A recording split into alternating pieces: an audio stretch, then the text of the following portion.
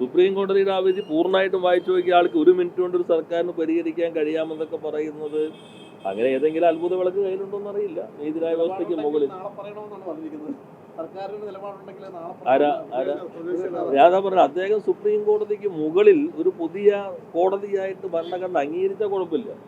നമ്മുടെ നാട്ടിലെ പ്രശ്നം എന്ന് വെച്ചാൽ ഭരണഘടനയുണ്ട്, കോടതിയുണ്ട്, കോടതി ഒരു വിധി പറയുമ്പോൾ അതിൽ റിവ്യൂ ഉണ്ട്, റിവിഷൻ ഉണ്ട്, ഇങ്ങനെ കുറെ സംവിധാനങ്ങൾ ഉണ്ടെന്ന് അറിയാത്ത ആളല്ലല്ലോ പ്രതിപക്ഷ നേതാവ്. സർക്കാർ നാളെ പറയണം എന്ന് പറയേണ്ടത് കോടതിയല്ലേ? അവിടെ മുമ്പിൽ കാര്യങ്ങളുണ്ടല്ലോ. അവരിപ്പോ ഒരു ഈ ബെഞ്ചാണോ കേൾക്കുന്നത്, അതിന് പ്രത്യേകമായ ബെഞ്ചിലേക്ക് വരുമോ? അതൊക്കെ വരട്ടെ. അദ്ദേഹത്തിന് അസാധാരണമായ തിടുക്കം, 1 മിനിറ്റിന്റെ തിടുക്ക് ഇതിനല്ല, വേറെ കസേര കണ്ടുള്ള തിടുക്ക്. ഇനി ഇത് കൂടി കിട്ടിയാൽ എന്തെങ്കിലും കിട്ടുമോ? നിങ്ങളെല്ലാം വഴി കെട്ടിപ്പൊക്കി കൊണ്ടുവന്ന ഇതിപ്പോ കാണാനില്ലല്ലോ. ഹൈക്കോടതി ശക്തമായി പറഞ്ഞില്ല അന്വേഷണം ശരിയായ ദിശയിൽ, ഇത് ഏതെങ്കിലും കുത്തുകേസ് പോലെയല്ല ഇത്തരം കാര്യങ്ങൾ. അത് അവസാനം അന്വേഷണം എവിടേക്ക് എത്തി?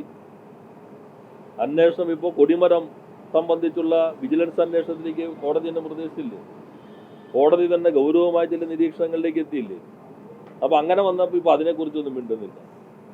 അപ്പൊ അങ്ങനെ ഓരോ ദിവസവും ഓരോന്നുണ്ടാക്കി അദ്ദേഹം പറഞ്ഞ നരേറ്റീവ് ഉണ്ട്. അത് കനകലു സിദ്ധാന്താണ്. പ്രൊപ്പഗൻഡയിലെ ഒരു ഭാഗം നരേറ്റീവ്. കാര്യങ്ങൾ സൃഷ്ടിച്ച് പൊതുബോധം രൂപപ്പെടുത്താൻ ശ്രമിക്കുക.